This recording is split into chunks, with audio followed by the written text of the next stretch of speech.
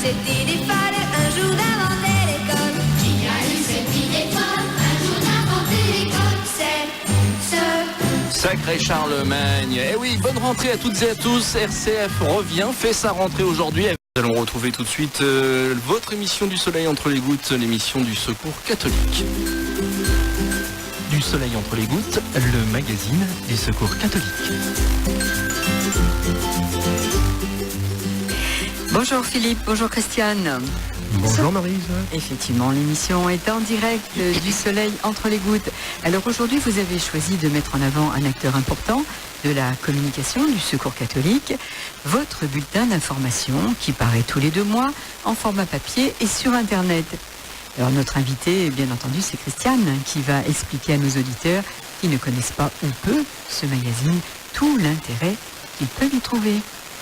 Oui, en effet, Maryse, mais avant, permettez-moi aussi de vous dire un petit coucou, un petit bonjour, parce que nous aussi, nous faisons cette rentrée. Oui, c'est vrai. Ça nous fait très plaisir de vous retrouver, vous et nos auditeurs. Ça nous fait même plaisir de retrouver notre ami dans le bocal, Olivier. C'est gentil. Il s'endort, là, ou... Non, du tout. Je m'attendais une réponse, un retour de manivelle. Non, il écoute. Non, du tout. Les retours de manivelle, c'est hors antenne. Ah, d'accord, très bien. Bon. Maryse, alors, c'est toute une partie des activités de la délégation de Vaucluse du Secours catholique. Il s'agit de promouvoir auprès de nos sympathisants, des donateurs, des bénévoles. Et on s'est dit que Christiane, pour proposer ce tour d'horizon, un petit peu de ce que nous faisons, de ce que vous faites dans ce magazine, le mieux c'était de le feuilleter ensemble. Alors oui, il s'agit d'un bulletin d'information qui concerne donc la délégation et les équipes locales du Vaucluse. Alors ce bulletin, il est envoyé à tous les bénévoles et aux prêtres du diocèse. Voilà, pour information. D'accord. Il paraît tous les 2 mois. 2 mois. Donc, au niveau du tirage, ça représente quoi à peu près? Oh là là, plus de pratiquement 500 tirages. D'accord. Et nos auditeurs qui nous écoutent, est-ce qu'ils peuvent le retrouver sur Internet? Est-ce qu'on peut éventuellement le renvoyer sur le site Internet de la délégation du Secours catholique. Voilà. Ils tapent dans la barre d'état, délégation Secours catholique Vaucluse. Est-ce qu'ils peuvent le recevoir à domicile? S'ils le veulent, s'ils le désirent, pas de problème. Il suffit qu'ils le demandent? Ils demandent, ils téléphonent au secrétariat au 04 90 80 69 30. D'accord. Alors septembre et octobre est déjà paru. On va en profiter, on va faire un petit peu le tour d'horizon pour que nos éditeurs sachent un petit peu tout l'intérêt qu'il y a à feuilleter ce magazine. On va prendre quelques exemples. Par exemple, les 3 premières pages sont consacrées à la journée mondiale des pauvres. Dites-nous. Alors, n'aimons pas en parole mais par des actes, c'est le thème du message du pape François, publié en vue de la première journée mondiale des pauvres qui se tiendra le 19 novembre prochain. Alors voici le message du pape François qui nous appelle par conséquent à tendre la main aux pauvres, à les rencontrer, à les regarder dans les yeux, à les embrasser, pour leur faire sentir la chaleur de l'amour qui rompt le cercle de la solitude. Alors leur main tendue vers nous est aussi une invitation à sortir de nos certitudes et de notre confort et à reconnaître la valeur que constitue en soi la pauvreté. Il y a Maryse qui lève son petit doigt, elle est chez elle, on l'a bien entendu. Alors moi je me pose quand même une question, Christiane et Philippe. Pourquoi vous parlez de pauvres? Les pauvres, c'est qui? Les pauvres, on est tous pauvres. Voilà. On est tous pauvres. On peut être pauvre d'une situation difficile, on peut être pauvre dans la solitude. La pauvreté, c'est large. Oui, très large. C'est vrai, Christiane, c'est vrai, Maryse, mais il faut bien avouer quand même qu'il y en a certains qui sont plus pauvres que d'autres. Oui. Et donc c'est peut-être un petit peu à eux en priorité. Et c'est nous aller vers eux. Voilà, c'est à eux qu'on pense, même si effectivement d'un point de vue matériel on peut être pauvre et ne pas connaître le bonheur. En tout cas, c'est une journée qui pratiquement se passe comment? Parce que la journée mondiale, on en connaît, il y en a toute l'année, mais concrètement ça se passe comment? Est-ce que vraiment il y a des animations, des choses qui se passent? Alors nous, au Secours catholique, on va se mobiliser et en plus ce sera le week-end de notre collecte nationale.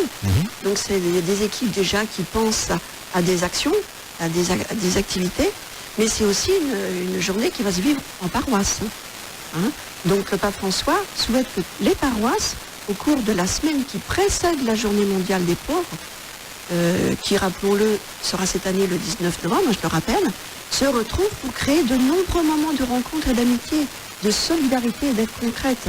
Le pape François souhaite que cette journée mondiale des pauvres deviennent pour le chrétien un appel fort, que partager avec les pauvres permet de comprendre l'évangile dans sa vérité la plus profonde. Les pauvres, a-t-il insisté, ne sont pas un problème. Ils sont une ressource où il faut puiser pour accueillir et vivre l'essence de l'évangile. Donc nous, au Secours catholique, on le vise avec cette pauvreté. Donc on le vit au Secours catholique, Oui. mais on va le vivre concrètement également Il faut le vivre dans les en paroisse. paroisses. Est-ce que vous avez Tout à déjà fait. une idée un petit peu des actions, des Ça, choses qui c'est peuvent se chaque faire paroisse, Chaque paroisse est maîtresse. est invité Tout à fait. à faire quelque chose pour cette journée, tout à fait. Alors dans ce bulletin, on trouve également des témoignages. Alors oui, ce sont effectivement 2 témoignages qui vont servir à aider les équipes dans leur animation sur la campagne de la collecte nationale qui aura lieu donc le 3e week-end de novembre, c'est-à-dire les 18 et 19 novembre. Alors sur le terrain, les équipes agiront dans l'objectif de faire émerger les actions du Secours catholique auprès du grand public par des témoignages personnels de personnes qu'elles accompagnent et qui vivent des situations difficiles.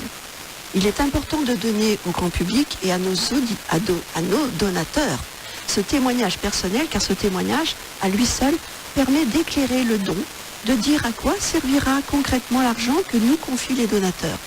Alors on reprend le slogan de l'année dernière, qui croit encore que les démunis ont la belle vie.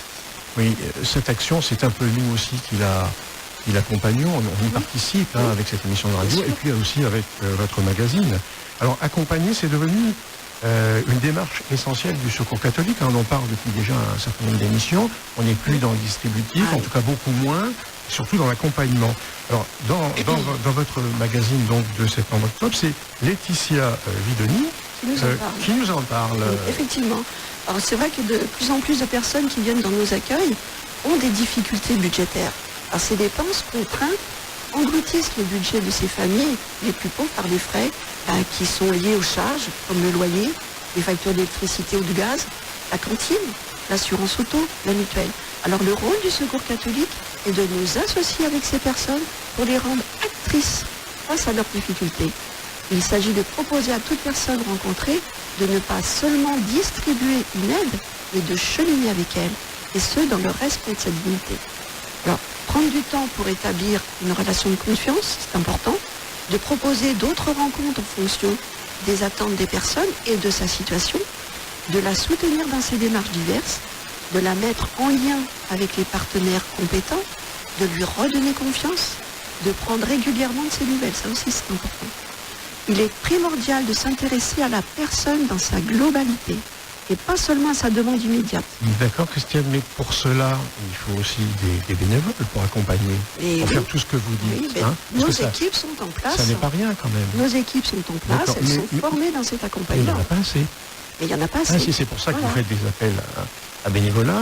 Nous en avons fait dans cette émission et dans ce magazine, vous en faites aussi. Oui.